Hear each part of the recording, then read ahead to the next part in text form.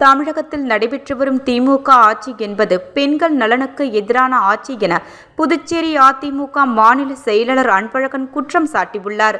புதுச்சேரி அதிமுக சார்பில் சர்வதேச மகளிர் தின விழா உப்பளத்தில் உள்ள அதிமுக தலைமை அலுவலகத்தில் மாநில செயலாளர் அன்பழகன் தலைமையில் கேக் வெட்டி கொண்டாடப்பட்டது.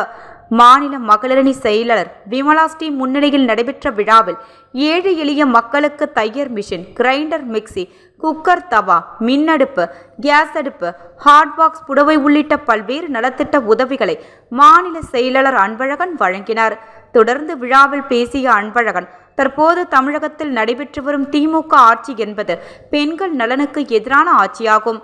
பெண்களுக்கு அனைத்து நிலைகளிலும் பாதுகாப்பற்ற ஒரு அரசை திமுக முதல்வர் ஸ்டாலின் நடத்தி வருவது வெட்கக்கேடானதாகும் என்று குற்றம் சாட்டினார்.